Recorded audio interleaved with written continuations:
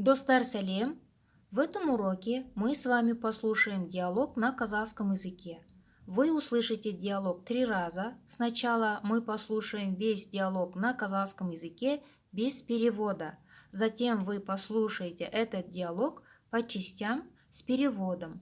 В конце услышите этот рассказ еще раз без перевода. Прежде чем начать, хочу сказать всем большой рахмет за подписку, за лайки, за комментарии. Если вы не подписаны, подписывайтесь на мой канал, чтобы я дальше для вас могла снимать уроки. Ал енді бастайық. Дәрігер, Мерей, сәлеметсіз бе? Сізге не болды? Сіз телефон арқылы менің мейірбикеме ауырып тұрмын, жедел жәрдем керек деп айттыңыз. Мерей, иә, мен солай айттым, себебі мен расында ауырып тұрмын. Дәрігер, қазір сізді қарайын, сіз маған қай жеріңіз ауырып тұрғанын айтып беріңіз. Мерей, менің қызуым жоғары, мен интернеттен оқыдым, бұл өте қауіпті аурудың белгісі болуы мүмкін. Дәрігер, тағы қандай белгілер бар?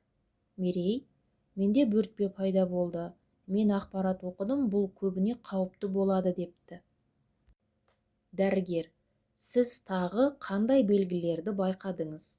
Мерей, басым ауырып тұр, әсіресе арт жағым, ал мен оқыдым. Дәрігер, иә, мен түсіндім, бұл өте қорқынышты белгі екенін оқыдыңыз. Мерей, дәл солай, бұл рас па дәрігер, мен өлейін деп жатырмын ба?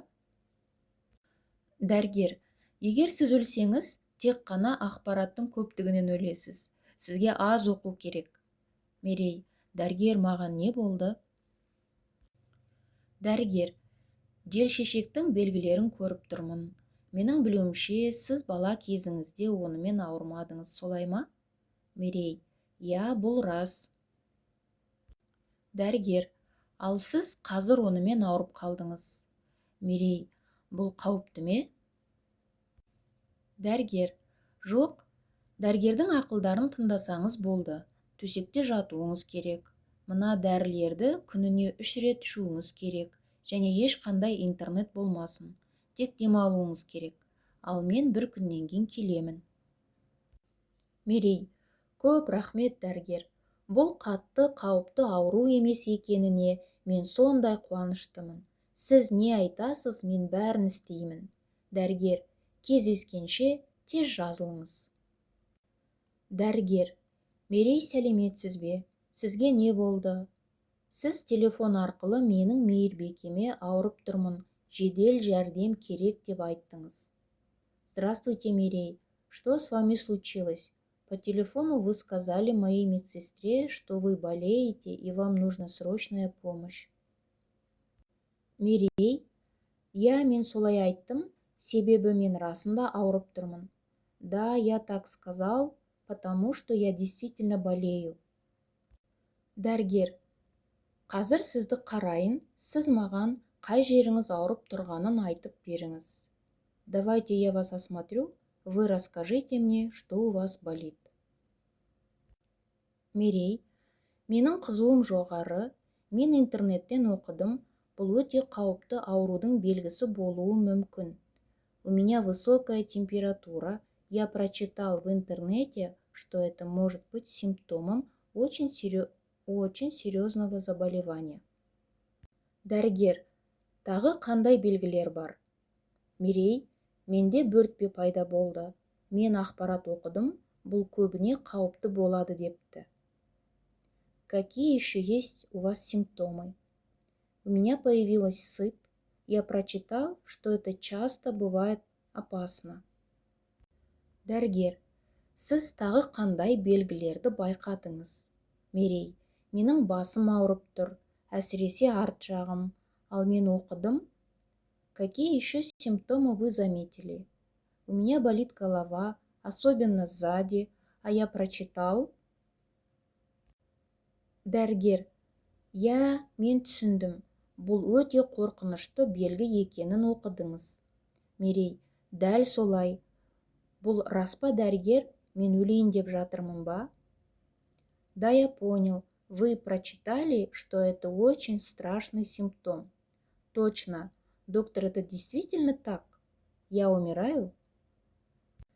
Дәрігер, егер сіз өлсеңіз, тек қана ақпараттың көптігінен өлесіз. Сізге аз оқу керек. Мерей, дәрігер, маған не болды? Если вы умрете, то только от переизбытка информации. Вам нужно меньше читать. Что со мной, доктор? Дәрігер, желшешектің белгілерін көріп тұрмын. Менің білуімше, сіз бала кезіңізде онымен ауырмадыңыз, солай ма? Мерей, я, бұл рас. Я вижу у вас признаки ветрянки. Насколько я знаю, вы не болели ею в детстве. Так ведь? Да, действительно. Дәрігер, ал қазір онымен ауырып қалдыңыз. Мерей, бұл қауіпті ме? А сейчас вы ею заболели. Это опасно? Дәрігер, жоқ, дәрігердің ақылдарын тыңдасаңыз болды. Төсекте жатуыңыз керек, мына дәрілерді күніне 3 рет ішуіңіз керек, және ешқандай интернет болмасын. Тек демалуыңыз керек. Ал мен бір күннен кейін келемін. Нет, если следовать рекомендациям врача, постельный режим, вот эти лекарства 3 раза в день и никакого интернета, только отдых, а я приду через день.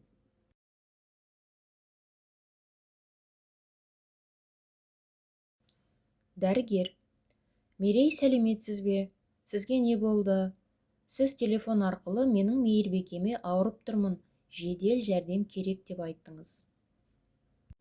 Мерей, я, мен солай айттым, себебі мен расында ауырып тұрмын. Дәрігер, қазір сізді қарайын, сіз маған қай жеріңіз ауырып тұрғанын айтып беріңіз. Мерей, менің қызуым жоғары, мен интернеттен оқыдым, бұл өте қауіпті аурудың белгісі болуы мүмкін. Дәрігер, тағы қандай белгілер бар? Мерей, менде бөртпе пайда болды.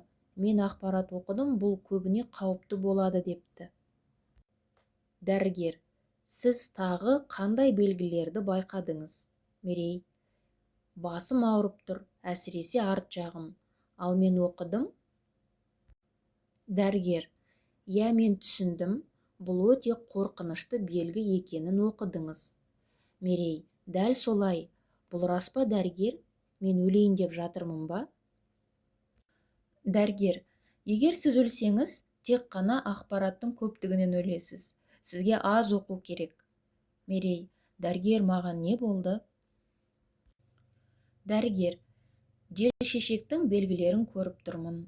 Менің білуімше, сіз бала кезіңізде онымен ауырмадыңыз, солай ма? Мерей, я, бұл рас. Дәрігер, ал сіз қазір онымен ауырып қалдыңыз.